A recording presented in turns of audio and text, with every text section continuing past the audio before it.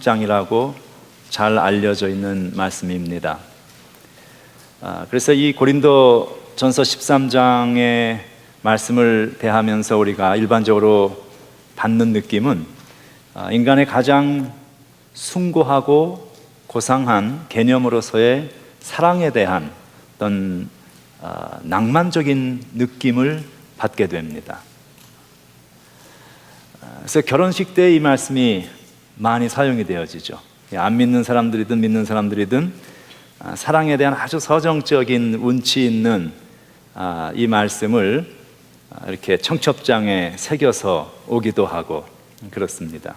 그래서 이 고린도전서 13장의 사랑에 관한 말씀을 생각해 보면 결혼식과 많은 것이 연관이 되어지고 조화가 되어지는 느낌을 받죠. 결혼식장을 이렇게 수놓고 있는 화려한 꽃들, 그리고 결혼식 중간에 행해지는 모든 사람의 입가에 흐뭇한 미소를 자아내게 만드는 신랑 신부의 키스, 그리고 신부가 입고 있는 수려한 웨딩 드레스, 그리고 아름다운 선율의 음악들, 이런 것들이 이 고린도전서 13장의 사랑이 무엇인가 하는 것에 대한 느낌과 아주 조화롭게 어울리는 그런 느낌을 갖습니다. 그런데 이 말씀이 결혼식에 사용되어지는 서정적인 낭송문 정도의 의미로 기록이 되었다라고 생각을 한다면 이것은 원래 성경의 저자가 기록한 의도와는 상당히 거리가 먼 말씀에 대한 이해가 되어집니다. 물론 이 본문 말씀을 결혼식 때 쓰는 것이 잘못되었다는 말은 아닙니다. 얼마든지 쓸 수 있고 그 자체로 아주 아름다운 그런 말씀입니다. 그러나 이 고린도전서 13장을 조금 더 우리가 바르게 이해하기 위해서는 성경의 원 저자가 이 말씀을 왜 기록했는지 그 당시의 상황과 그 의도를 파악하는 것은 대단히 중요한 일입니다. 그래서 우리가 오늘 고린도전서 13장에 기록된 원래 의도와 그 정황을 한번 잠시 살펴보면서 그 상황 속에서 변치 아니하는 하나님의 진리의 말씀이 오늘 이 시대에도 우리에게 말씀하시는 그 주님의 영적인 메시지를 우리가 함께 들어보기를 소망합니다. 우선 바울이 성령의 인도하심을 따라서 이 고린도전서 13장 말씀을 썼을 때에는 단순히 사랑이 무엇이냐 하는 것에 대한 이 아가페 사랑에 대한 것을 말하고자 하는 것은 아니었습니다. 물론 그런 내용이 결과적으로는 들어가는 있죠. 그런데 왜 이 고린도전서 13장의 이 아름다운 사랑에 관한 주옥 같은 말씀을 썼는가 하는 그 이유가 있습니다. 고린도전서 13장은 고린도전서 12장과 고린도전서 14장 사이에 있는 말씀입니다. 굉장히 중요한 것입니다. 이것이 13장은 12장과 14장 사이에 있다. 그런데 이 12장도 14장도 공통적으로 바울이 언급하고 이야기하고 있는 내용이 있는데 그것이 무엇인가 하면 이것은 은사에 관한 말씀입니다.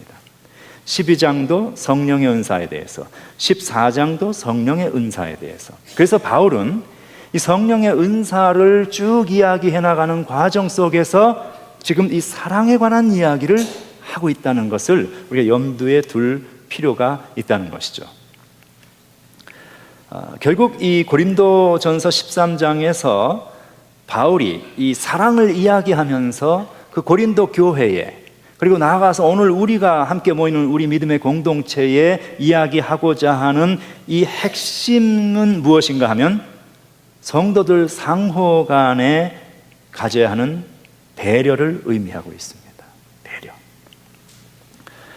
고린도 교회는 성령의 은사가 아주 활발하게 나타났던 교회였습니다. 특별히 예언을 한다든지 방언을 한다든지 어떤 초자연적인 그러한 현상들, 그런 그 성령의 은사가 아주 많이 나타났던 교회였습니다. 그런데 문제가 있었습니다.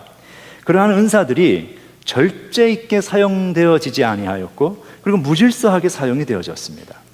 그리고 그 은사를 받은 사람들은 자신들이 받은 그 어떤 초자연적인 신비한 은사가 신앙에 있어서 가장 우위에 있는 그러한 그 superior aspect of faith라는 그런 생각을 하였고, 그러한 은사를 가지지 못한 사람들을 경멸하고 폄하하는, 무시하는 그런 그 영적인 교만, 그리고 혼란스러움이 고린도 교회에 마치 그 저기압의 구름이 꽉 내려앉아서 온 데를 안개와 같이 자욱하게 메우고 있는 것처럼, 그런 영적 저기압과 혼란스러움이 고린도 교회를 메우고 있었던 상황이었습니다. 그런 상황에서 바울이 교회에 있어서 참으로 중요한 것이 무엇이냐 하는 것을 말씀하는 가운데에 이 고린도전서 13장을 이야기한 것이죠. 그래서 13장 바로 직전에 나오는 12장 전체, 성령의 은사에 대해서, 영적 은사에 대해서 바울이 조목조목 설명을 합니다. 지적을 하다가 가장 마지막 12장 마지막에 이렇게 이야기를 하죠. 다 병 고치는 은사를 가졌겠느냐? 아니라는 거예요. 다 방언을 말하는 자겠느냐? 다 통역하는 자겠느냐? 아니라는 것입니다. 그리고 이어서 말을 하죠. 너희는 더욱 큰 은사를 사모하라. 내가 또한 가장 좋은 길을 너희에게 보일 것이다. 은사도 소중하고 다 귀한 것이지만 그보다 진정으로 더 중요한 것이 있다 하는 이야기입니다. 여기 보면은 더욱 큰 은사라든지 가장 좋은 길, 여기 가장 좋은 길이라는 말은 a way of life that is best of all. 우리가 행하는 신앙의 모든 방식과 삶의 모든 것을 다 포괄적으로 통틀어서 가장 소중하고 좋은 게 뭐냐 하는 것을 말하겠다는 거예요.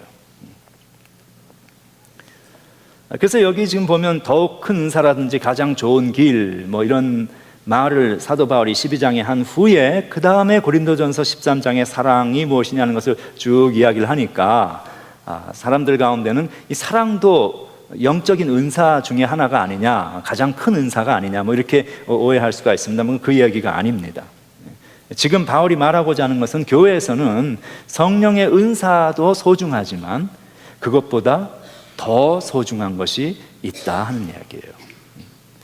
은사 자체보다도, 그리고 은사의 활용 그 자체보다도 더 소중한 것이 있는데 그것이 뭐냐 하면 그것이 바로 사랑이다 하는 것입니다. 그리고 이어서 사랑에 관한 주옥 같은 말씀을 고린도전서 13장에 쭉 적어 내려가고 있는 것을 보게 됩니다. 다시 말하지만 이 고린도전서 13장은 그것만 그대로 빼어내서 그대로 읽고 그대로 사용하여도 그 자체로 아주 훌륭한 말씀입니다. 그렇지만 오늘 우리는 이 말씀이 왜 성경에 들어가 있는지 그 앞뒤 상황을 살펴보면서 바울이 그 당시에 고린도 교회를 향하여 전하고자 했던 그 말씀, 그리고 역시 동시에 오늘날 우리 교회에도 적용되고 해당되어지는 그런 포괄적인 메시지를 우리가 함께 찾아보고자 하는 것입니다. 그렇다면 그것이 무엇일까? 좀 전에도 한번 언급을 했습니다만 지금 바울은 교회에서 교인들끼리 사람들 간에 서로를 대하는 자세를 말하고 있습니다. 무엇이 중요하냐? 교회에서 중요한 것이 무엇이냐? 그것은 상대에 대한 배려라는 것입니다. 그 사랑을 그냥 그 사랑 자체 어떤 낭만적인 사랑 이것을 말하는 것이 아니고 성도와 성도 간에 우리가 서로를 대하여 보여주어야 할 가장 소중한 길이 있는데 그게 뭐냐? 그것이 사랑이다 하는 것을 말하고 있는 것이죠. 그래서 이 말씀은 우리에게 질문을 하게 합니다. 교회에서 다른 이들을 대하는 나의 자세와 태도는 어떠한가? 내가 섬기고 있는 일들, 내가 믿고 있는 바, 내가 열심히 사역하고 행하는 나의 모든 일들은 과연 이 고린도전서 13장에서 이야기하고 있는 사랑에 근거한 것인가? 나의 태도와 사람을 대하는 모든 자세는 이 사랑에 근거한 것인가, 그렇지 않은 것인가? 어쩌면 나는 내가 행하는 모든 일들이 이 사랑에 근거한 그런 동기에서 시작된 것이 아니라 어쩌면 나의 만족, 내가 추구하는 어떤 가치에 대한 성취감, 이런 것들이 나를 드라이브하고 있는 교회에서의 그런 행동은 아닌가. 우리가 하나님 앞에 진지하게, 솔직하게 나 자신을 한번 살펴보며 생각할 필요가 있다는 것입니다. 사랑에 관한 오늘 이 말씀은 고린도전서 13장은 크게 세 부분으로 그 내용이 구분이 되어집니다.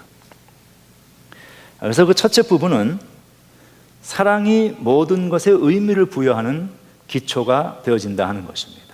사랑은 내가 하는 모든 일에 진정한 의미를 부여하는 것이 되어진다. 그래서 이렇게 말을 시작을 하죠. 1절부터 3절 말씀을 보면, 내가 사람의 방언과 천사의 말을 할지라도 사랑이 없으면 소리나는 구리와 울리는 꽹과리가 되고, 내가 예언하는 능력이 있어 모든 비밀과 모든 지식을 알고 산을 옮길 만한 모든 믿음이 있을지라도 사랑이 없으면 아무것도 아니요, 내가 내게 있는 것으로 구제하고 내 몸을 불사르도록 내어줄지라도 사랑이 없으면 내게 아무 유익이 없다고 말하고 있습니다. 방언을 하고 천사의, 하늘의 천상의 신비한 언어를 이야기한다는 거, 이게 얼마나 대단한 일입니까?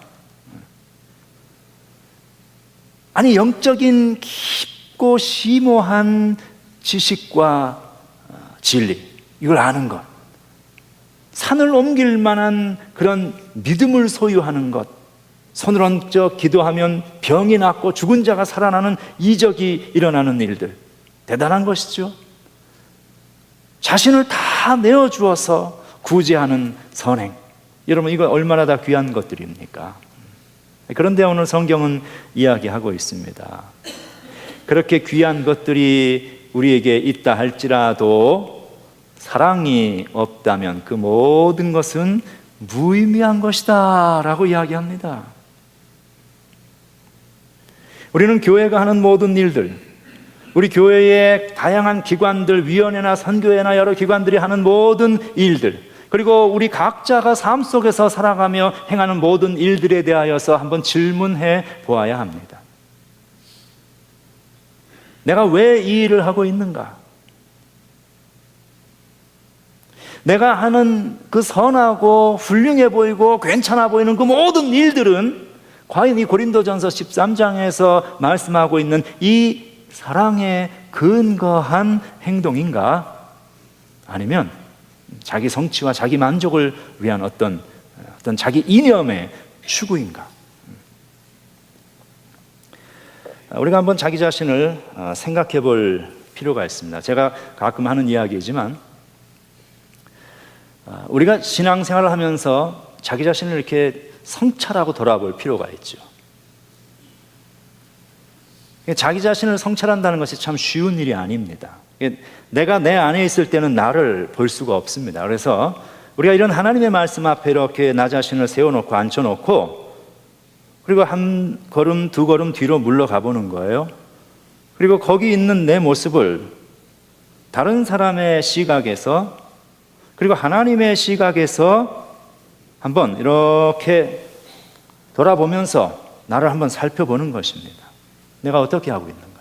이 하나님의 말씀의 360도 이 둥그런 미러 속에서 패노라믹 뷰를 한번 가지고 이렇게 쭉 보면서 도대체 내가 지금 하고 있는 것들이 이 하나님의 말씀에 근거하여 이 사랑에 근거한 모습인가? 아니면 어떤 나의 가치의 어떤 나의 이념과 철학과 신념의 성취감을 위한 것인가? 그걸 돌아볼 필요가 있다는 것이죠. 내가 내 안에 있을 땐 볼 수 없으니까 한번 이 하나님 말씀에 거울에 이렇게 나를 빠져나가서 비춰보는 그런 일이 필요합니다. 만일 우리에게 있어서 우리가 아무리 훌륭한 일을 하고 우리가 아무리 대단한 일을 하고 우리가 아무리 열심히 일을 한다 할지라도 오늘 성경은 이야기합니다. 사랑이 그 모든 것에 동기가 되어 있지 아니하다면 우리가 하는 모든 일은 하나님 앞에 무의미한 것이라고 말씀합니다. 이것은 교회 사역만이 아니라 우리의 일상에서 우리가 행하는 모든 일들에 관한 문제이고 우리가 살아가면서 지속적으로 자기 자신에게 질문해 보아야 할, 검토해 보아야 할 문제입니다. 나는 사랑으로 이 일을 하고 있는가? 내 만족으로 이 일을 하고 있는가?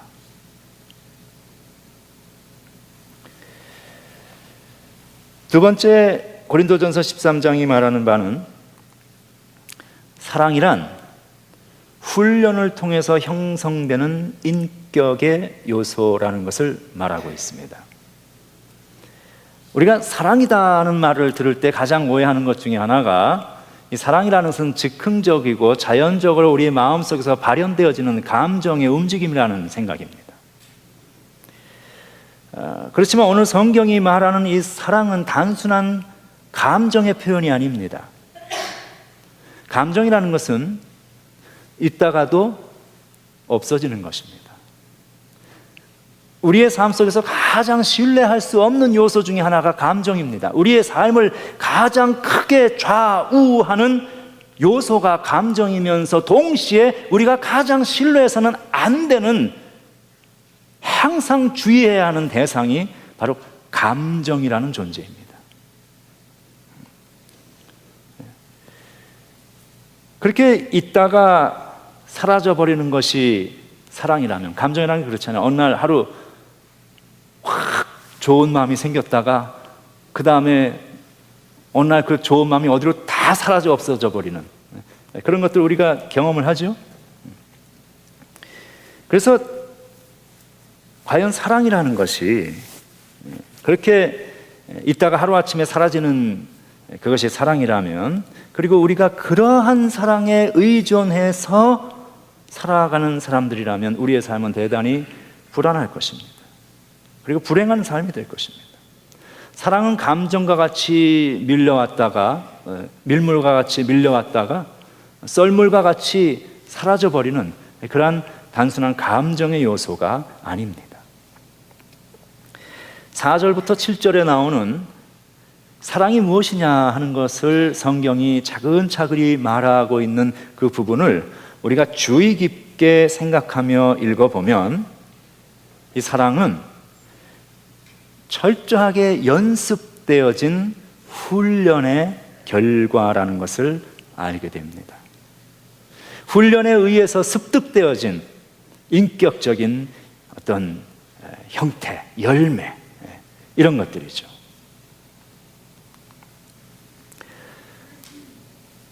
그래서 한번 우리가 이 부분을 좀 생각을 해봅니다. 사랑은 오래 참고 그랬죠. 여러분, 오래 참는다는 것이 하루아침에 내가 마음먹어서 되는 일입니까? 그거 안 됩니다. 우리 모두가 오래 참고 싶어 하지만 참아지지 않습니다. 왜 그렇습니까? 훈련의 부족입니다. 온유한 것, 온유한 건 뭐 그 사람이 타고난 성품이다, 아니요, 천만에 그렇지 않습니다. 온유함이라는 것은 하나님께서 우리에게 주어주시는 하나님의 성품이고, 이것은 훈련을 통해서 우리가 습득되어지는 인격의 열매입니다. 시기하지 아니하며 자랑하지 아니하며 교만하지 아니하고 무례히 행치 아니하는, 그리고 자기의 유익을 구하는 것보다 다른 이의 유익을 먼저 생각하는 것, 성내지 아니하며 악한 것을 생각하지 아니하며 불의를 기뻐하지 아니하고 진리와 함께 기뻐하는 것, 모든 것을 참고 모든 것을 믿고 모든 것을 바라며 모든 것을 견딘다. 이것이 사랑이라고 이야기합니다.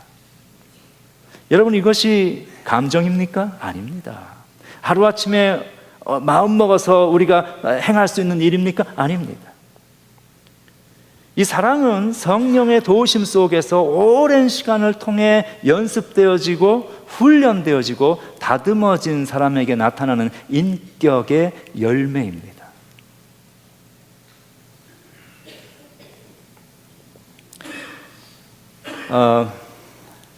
운동하는 운동을 잘하는 운동선수들을 보면 그 움직임과 몸 동작이 아주 근사하고 아름답죠. 멋있습니다.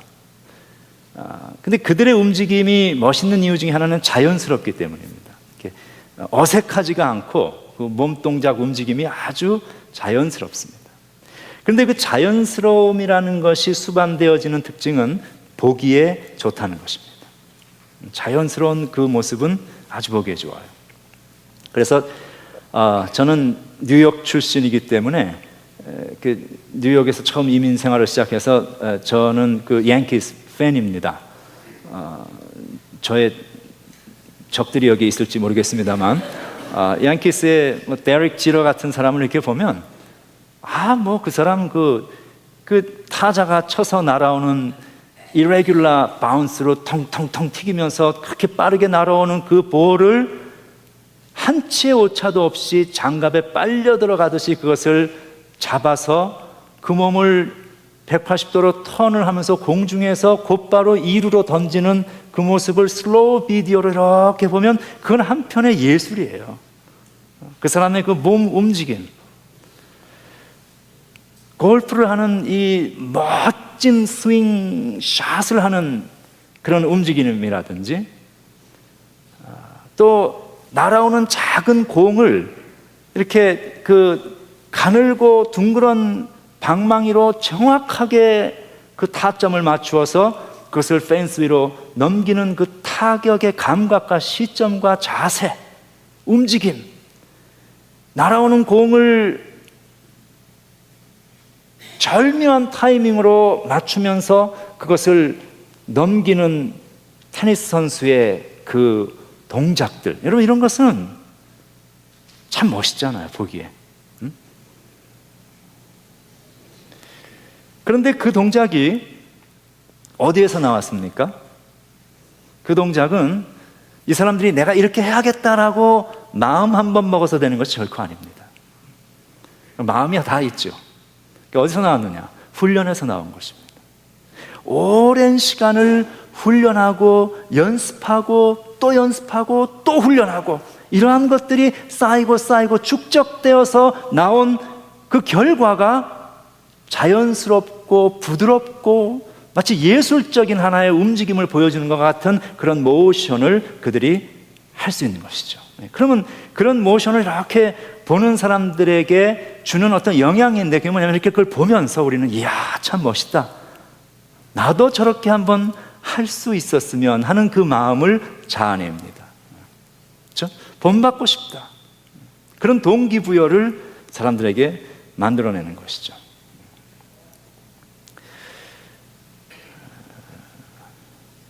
신앙의 많은 부분이 그렇듯이 사랑은 하나님의 성품입니다. 그런데 하나님의 성품, 이 사랑이라는 것이 좋다는 것은 다 알고 있지만 이 좋다는 것 단지 그 이유 때문에 나도 이제 마음 먹고 이제 하나님의 사랑을 실천해야지라고 하는 생각 하나 가지고 우리가 사랑할 수 있는 삶이 될 수 있는가 하면 천만의 말씀 그렇지 않다는 것입니다. 이 사랑은 하루아침에 마음먹어서 소유할 수 있는 것이 아니라 성도가 오랜 시간을 거치면서 그 사랑의 훈련을 교회에서 하고 깎이기도 하고 부딪히기도 하고 여러 과정의 훈련을 거치면서 하나님의 성품을 본받아가는 그런 연습을 통해 축적되어진 인격의 열매입니다. 단순한 감정이 아닙니다.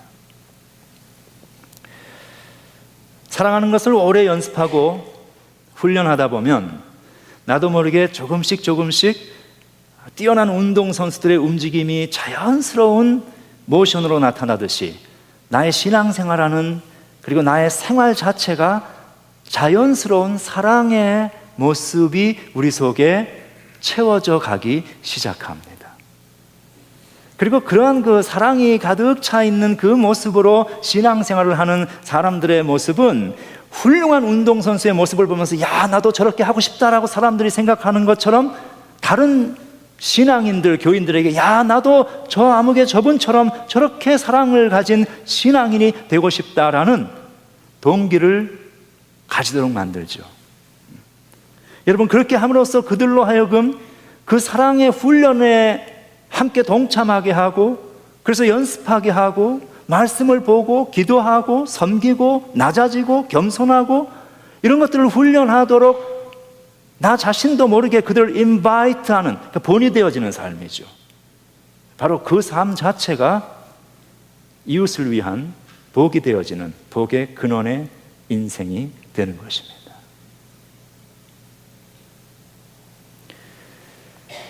교회는 그러한 하나님의 성품을 본받아가기 위하여 연습하고 훈련하는 훈련의 장소입니다.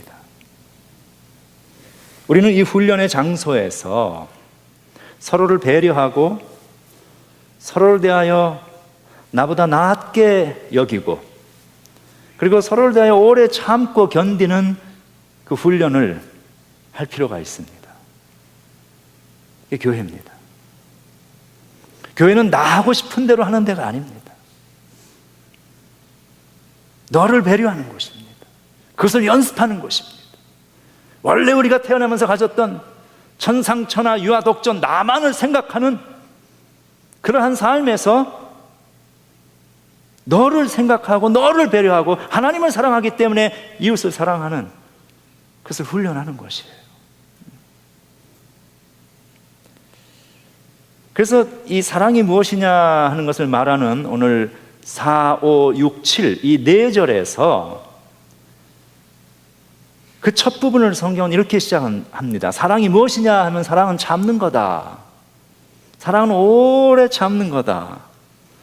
그 다음 끝부분에 가서 중간쯤에 또 한 번 사랑은 참는 거다 또 나옵니다. 그 다음 맨 마지막에 사랑에 대한 결론은 사랑은 견디는 거다 이렇게 말합니다. 이것은 대단히 흥미로운 사랑의 특징입니다. 이건 결코 감정의 어떤 그냥 표현이 아니에요. 사랑이라는 것은 참고 견디는 것, 이것은 훈련의 결과에 맺어지는 인격의 열매입니다. 영적 훈련이죠.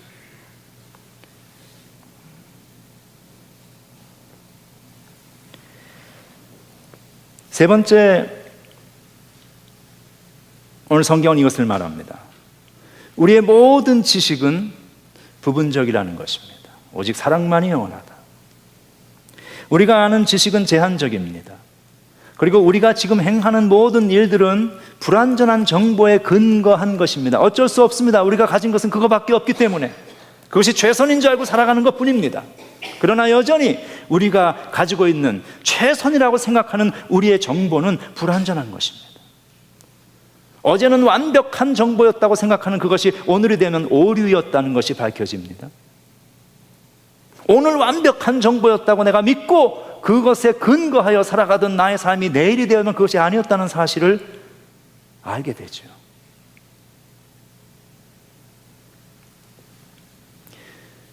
그래서 오늘 고린도전서 13장 마지막 8절서부터 13절의 말씀은 바로 그러한 이유 때문에 우리가 이 땅을 살면서 좀 겸손할 필요가 있고, 좀 너무 서두르지 말고, 너무 지금 내가 소유하고 내가 알고 있는 것이 절대적인 것이라는 그런 의식 속에 살지 말고 좀 여유 있게 살아야 할 필요가 있다는 것을 우리에게 시사하고 있습니다.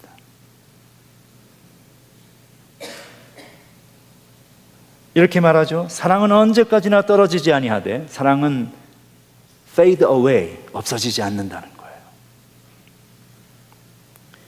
예언도 패하고 방언도 그치고 지식도 폐하리라. 이 지금 예언, 방언, 지식 이런 것들은 고린도 교인들이 가장 소중하게 생각했던 영적 은사, 자랑했던 그런 것들입니다. 그거 다 없어질 것이라는 거예요. 우리는 부분적으로 알 뿐이다. 우리가 하는 모든 말은 부분적으로 하는 것이다. 온전한 것이 아니에요. incomplete라는 것입니다. 그래서 온전한 것이 올 때는 부분적으로 하던 이 땅에서의 모든 것들이 폐하여질 것이다. 하나님의 절대가 우리에게 임하면 이 땅에서 우리가 절대라고 생각했던 모든 것은 상대화져서 사라져 없어진다. 우리가 이 땅에서 가장 진지하게 확신하며 살아가는 일들, 그리고 그 가치에 대해서도 여전히 내가 틀릴 수 있다는 사실을 우리는 인정해야 합니다. 그러기에 그것에 목숨 걸 필요가 없습니다. 그것으로 남을 해할 필요가 없습니다. 그보다 더 소중한 가치가 있다는 사실을 우리는 항상 겸허히 인정할 필요가 있습니다. 이 땅에 불완전한 것이 다 사라지고 온전한 것이 반드시 오는 그날이 있습니다.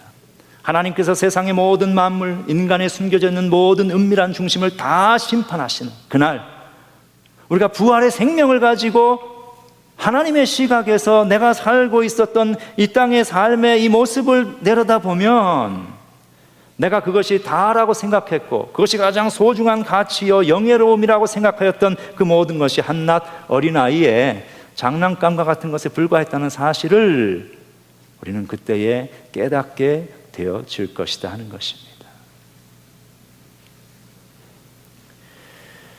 영적으로 대단해 보이는 모든 일들, 이 시대가 자랑하는 인류의 최첨단 과학 문명 기술, 그것을 위하여 사람들이 목숨까지도 버리는 종교적인 이념과 정치적 이념과 가치들, 그날이 오면 이거 다 무의미한 것이었구나, 내가 왜 그랬을까? 라고 생각하는 그때가 온다는 거예요.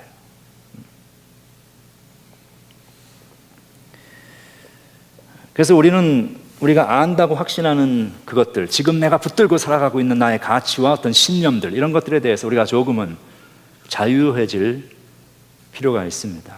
그것으로 말미암아 내가 야기하는 사람들과의 갈등과 분열과 이런 것들을 우리가 버릴 수 있어야 합니다. 그보다 더 소중한 것이 있기 때문이죠. 그리고 우리의 삶의 영원한 가치인 하나님의 사랑을 습득하고 그 하나님의 사랑으로 나의 삶을, 나의 몸을 이렇게 채워가는 그런 삶을 훈련할 필요가 있습니다. 왜냐하면 그것만이 하나님 앞에 서는 그날 마지막 남는 그것이기 때문입니다.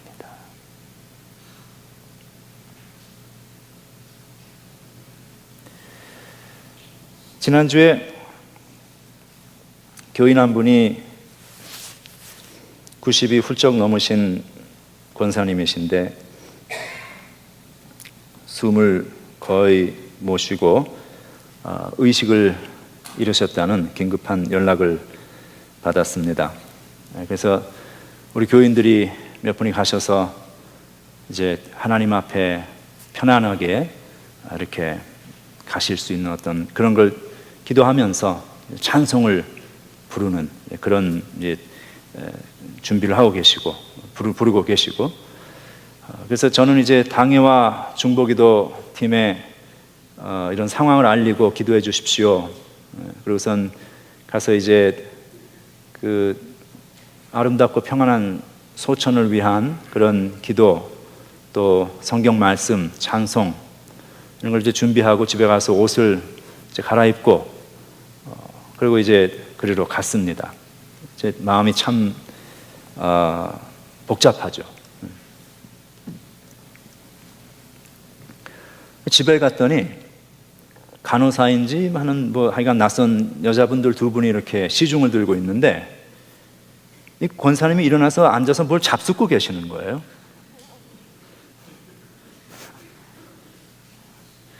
그래서 이게 제가 거기를 오면서 예상했던 시나리오하고는 너무 다른 상황이라서 의식 없이 누워 계시는 줄 알았는데 일어나서 음식을 앉아서 잡수고 계셔서 당황했습니다. 그래서 싫었다는 게 아니라 당황했다는 거예요. 그래서 혹시 집을 잘못 찾았나 싶어서 물어봤더니 그 제대로 왔다는 거예요. 그래서 들어가서 권사님 하니까 이렇게 막 음식을 드시다 이렇게 보더니 목사님 오셨네 그러시는데 이게 목소리가 젊은 사람보다 더 쩌렁쩌렁 이렇게 하시는 거예요.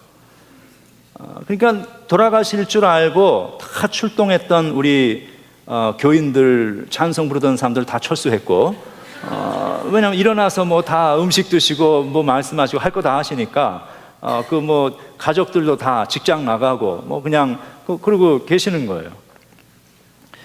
그래서 같이 대화하고 기도하고 그렇게 나오면서 그런 생각을 했습니다. 우리가 뭘 아나? 사람 산다는 것이 한순간인데, 살고 죽는 것이. 숨 한 번, 지금 내쉰 숨 한 번 더 다음에 들이쉬고 내쉴 수 있으면 살아있는 것이고, 내가 마지막 내쉰 그 숨 한 번 다시 들여마시지 못하면 그럼 가는 거예요. 사람의 살고 죽는 것이 종이 한 장 차이고 숨 하나의 차이인데, 여기 살면서 대단한 것도 아닌 그것을 가지고 이 세상의 전부인 것처럼 우리가 그렇게 아둥바둥 하면서 살아갈 그럴 필요가 있는가? 아직 나에게 기회가 있을 때에 하나님께서 가르쳐 주신 가장 소중한 삶의 가치, 하나님을 사랑하고 사람을 사랑하는 것,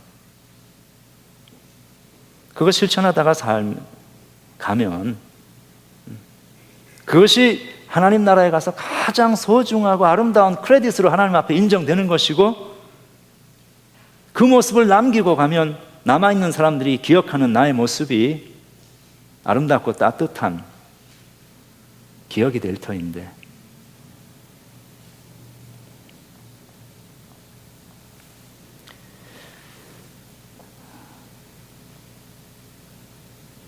우리가 오늘 이 시간 이렇게 숨쉬며 살아있는 것 감사하십시다. 그리고 아직도 나에게 기회가 있을 때에 서로 배려하며 사랑하십시다. 나의 인격과 나의 삶 속에 하나님의 사랑이 조금씩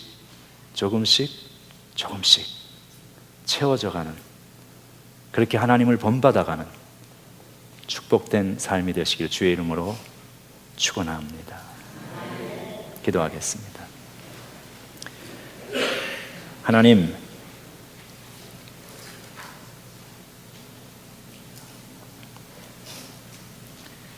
우리에게 가장 소중한 것이 무엇인지 알려주심을 감사합니다.